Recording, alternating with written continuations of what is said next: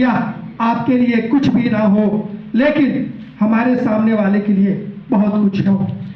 और ये ऑफिस हमें आज से नहीं, शुरुआती दौर से इन बातों को सिखाता रहा। सर, मैं लंबे समय से पत्रकारिता से जुड़कर काम करता रहा हूँ। मेरे पत्रकारिता के शुरुआती काल में कुमार चंद्रशेखर भैया यहाँ उपलब्ध हैं, जिनको मैंने वकील बनते हुए देखा। पत्रकारिता के क्षेत्र में मेरे वो गुरु भी रहे हैं। मुझे 1997 के कार्यकाल में इन्होंने पत्रकारिता करना सिखाया भी, और ये इस रास्ते में आगे, मैं उसी रास्ते में रह गया। लेकिन बड़े भाई की तरह वो हमेशा मेरे साथ रहे। सर, मैं कहना चाहता हूँ कि पत्रकारिता से जुड़कर मैं काम करता आ तो रहा था, लेकिन मेरे मन में हमेशा एक कसक रहती थी कि मैं भी अपने आप को किसी विभाग का हिस्सा बनाकर कोई काम करूं।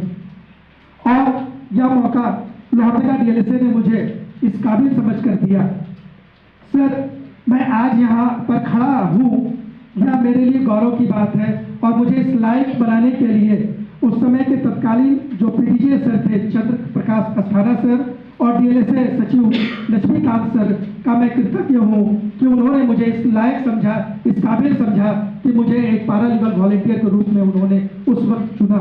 आज मैं पत्रकारिता के अलावा अन्य कार्यों को करते हुए भी मैं आज पैरालीगल वॉलंटियर के रूप में कार्य कर रहा हूँ।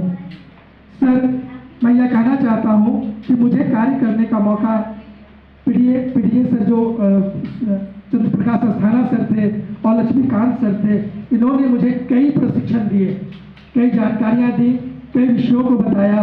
और उसके बाद यह जो कार्य करने का जो मुझे मौका मिला, ये सर के कार्यकाल में और राजेश सर के कार्यकाल में मौका मिला।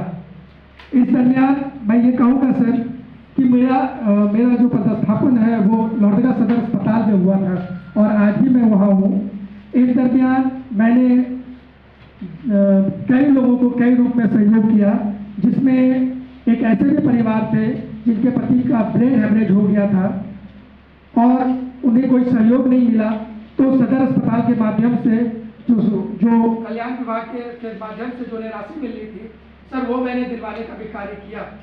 इसके अलावा वज्रपात के समय में जो लोग मारे जाते रहे, उनसे उनका डिटेल लेकर के, उनका आवेदन लेकर के सर के माध्यम से, कार्यालय के माध्यम से विभाग तक पहुंचाकर यथाशीघ्र उनकी जो राशि 4 लाख रुपए है वो उनके अकाउंट में दिलवाने का कार्य किया मेरे द्वारा।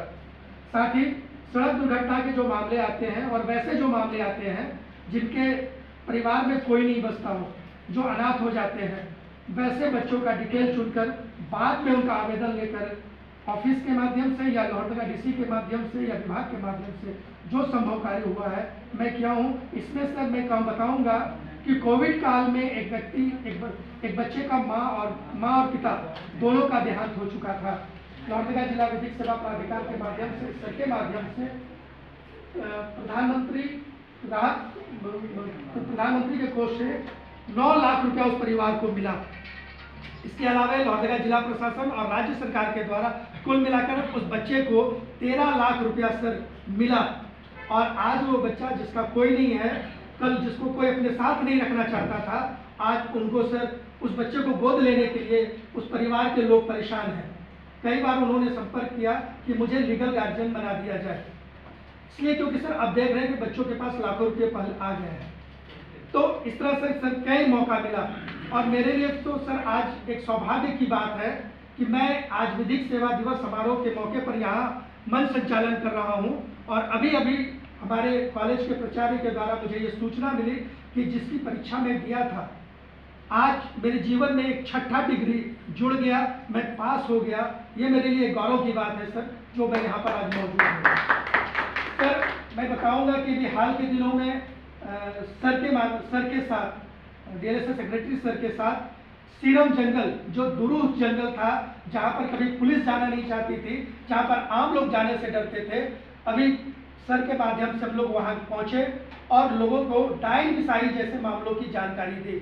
सबसे बड़ी बात, 11 मामले सर वहाँ आए जहाँ पर महिलाओं पर यह आरोप था कि उन्हें डायन बिसाई करके का आरोप लगाकर प्रताड़ित किया जाता है। और सर के द्वारा जो दिशा निर्देश दिए गए, मैंने उनके नंबर्स को नोट किया। बाद में मैंने प्रयास किया 2 लोगों से बात करने का। इसके अलावा सर कल भी एक विद्यालय में सर के साथ जाने का मौका मिला। लोहरदगा में लगातार कई विद्यालय सर के निर्देशानुसार और सर की उपस्थिति में भी हम लोग गए, पैरालीगल वॉलेंटियर गए और वहाँ पर पेंटिंग, उनके अपने विचार और बच्चों का जो उत्साह है वो देखने लायक मिलता है।